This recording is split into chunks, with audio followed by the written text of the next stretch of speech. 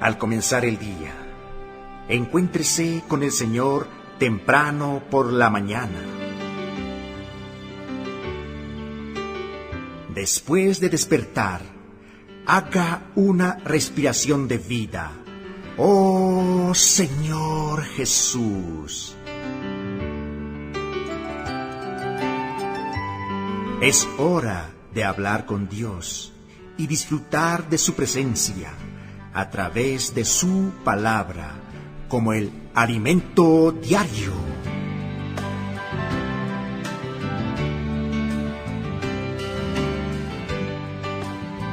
Bienvenido, amado oyente, al disfrute del alimento diario. Serie Los Ministros del Nuevo Pacto. Tomo Embajador de Cristo. Nos encontramos en la semana 3. Cuando soy débil, entonces soy fuerte. Amado oyente, le invitamos a disfrutar de Romanos capítulo 12, versículo 3. Digo pues, por la gracia que me es dada, a cada cual que está entre vosotros, que no tenga más alto concepto de sí que el que debe tener, sino que piense de sí con cordura, conforme a la medida de fe que Dios repartió a cada uno. Amén. Digo pues. Amén. Digo pues. Digo pues por la gracia. Amén. Digo pues por la gracia que me es dada.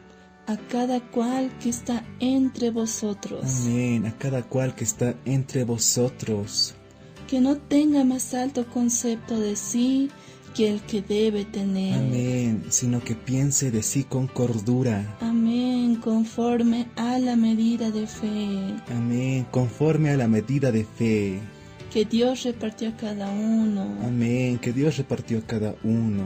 Amén. Señor Jesús, que no tengamos más alto concepto de nosotros mismos, sí, sino que pensemos con cordura, amén, conforme a la medida de fe, amén, que Dios repartió a cada uno. Sí. El día de hoy veremos el contexto histórico de la segunda epístola de Pablo a los Corintios. El día de hoy veremos el contexto histórico de 2 Corintios.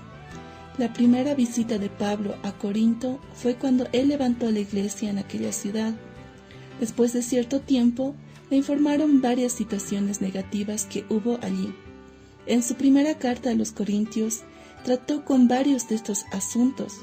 En dicha carta, vemos 11 tipos de problemas graves, que van desde la división y la fornicación. Además, maneras inadecuadas de conducir las reuniones y los servicios de la iglesia. En aquella ocasión, Pablo escribió a los corintios como un padre, con un espíritu de corrección, reprendiéndolos y exhortándolos. No obstante, también presentó 20 aspectos de Cristo, demostrando a los corintios que la solución para los problemas es Cristo y su cruz. Cristo Jesús y este crucificado. Amén. Pablo mencionó su tercera visita a los Corintios. A pesar de no haber registro de su segundo viaje, probablemente ocurrió mientras el apóstol estaba en Éfeso, ciudad en la cual permaneció por 3 años, y donde escribió su primera carta a los Corintios. La segunda visita fue rápida y dejó a Pablo decepcionado. Según leemos a continuación en 2 Corintios capítulo 2, versículos 1 al 4, esto pues determiné para conmigo, no ir otra vez a vosotros con tristeza, porque si yo os contristo, ¿quién será luego el que me alegre? Sino aquel a quien yo contristé. Y esto mismo os escribí, para que cuando llegue no tenga tristeza de parte de aquellos de quienes me debiera gozar, confiando en vosotros todos que mi gozo es el de todos vosotros, porque por la mucha tribulación y angustia del corazón os escribí con muchas lágrimas, no para que fueseis contristados, sino para que supieseis cuán grande es el amor que os tengo. Aquí vemos al apóstol Pablo exponer su vulnerabilidad y debilidad. Él abrió su corazón a los corintios, demostrándoles quién era realmente. Pero, ¿cuál era el motivo de tal tristeza? En su segunda visita a Corinto, percibió que la iglesia tenía un serio problema, los corintios, por sufrir la influencia de los judaizantes de Jerusalén, comenzaron a dudar de su ministerio y de la autoridad de su apostolado, demostrando su preferencia por los apóstoles y líderes de Jerusalén, menospreciando a Pablo, quien era su padre espiritual. Ese fue el escenario de toda la segunda epístola a los Corintios.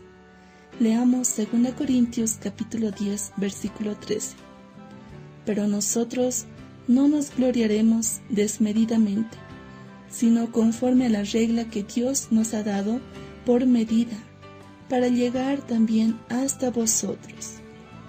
En las semanas anteriores vimos que, a pesar de que la obra era una sola, Dios les encomendó a los 12 apóstoles el ministerio a los judíos. Jesús les dijo que salieran de Jerusalén y fueran a Samaria, Judea y hasta lo último de la tierra. Sin embargo, ellos no obedecieron y permanecieron en Jerusalén. Por esa razón, Dios tuvo que levantar a Pablo y le comisionó el ministerio a los gentiles. Por eso él dijo que no se gloriaba más allá de la medida, porque sabía que Dios le había entregado esa medida a él. El apóstol continuó diciendo: porque no nos hemos extralimitado como si no llegásemos hasta vosotros, pues fuimos los primeros en llegar hasta vosotros con el Evangelio de Cristo. No nos gloriamos desmedidamente en trabajos ajenos, sino que esperamos que conforme crezca vuestra fe, seremos muy engrandecidos entre vosotros, conforme a nuestra regla. Lo que Pablo relataba a los corintios era que ellos formaban parte de la medida que el Señor le había delegado. No obstante, los judaizantes de Jerusalén salieron de su esfera de actuación, causando problemas entre los corintios. Ellos comenzaron a cuestionar el ministerio y el apostolado de Pablo. Es como si Pablo dijera: yo no entré en su área, no pasé mis límites, no intervine donde ellos sirven, pero ellos vinieron e intervinieron donde yo estoy sirviendo. Pablo manifestó claramente su descontento con tal situación. Hermanos, Dios distribuyó en cada uno de nosotros una medida para que le sirvamos.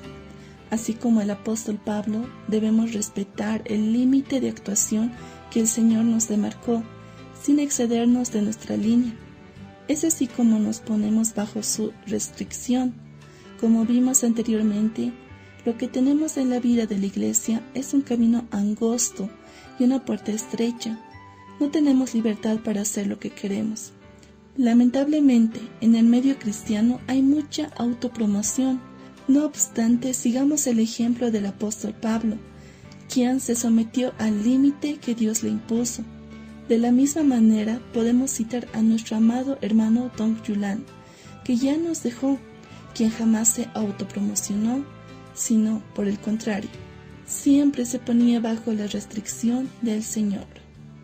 Amados, oremos para que el Señor nos revele cuál es la medida que Él estableció para cada uno de nosotros, y seamos fieles en aquello que Él nos comisionó. Ese es el servicio del ministro del nuevo pacto que agrada a Dios. Amén. La pregunta del día de hoy es: ¿cómo nos ponemos bajo la restricción de Dios? El Señor nos dijo que debemos respetar el límite en que Él nos demarcó. No debemos excedernos de la línea donde Él nos puso. Por eso la vida de iglesia es un camino angosto, una puerta estrecha. Debemos someternos bajo la obediencia a Dios para que podamos ser usados, ser fieles en lo que el Señor nos ha comisionado. Amén. Eso es ser un ministro del nuevo pacto. Sí. Señor Jesús, que agrademos el corazón del Señor, Amén. sometiéndonos a su restricción, porque Él sabe lo que hace. Amén. Señor Jesús, que Él pueda hallar hombres y mujeres que se coloquen bajo su restricción. Amén. Oh Señor Jesús. Amén.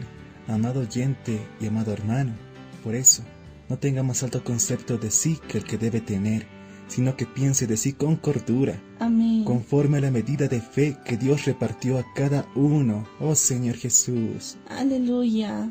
Jesús es el Señor, amado oyente. Lo esperamos el día de mañana. Jesús es el Señor.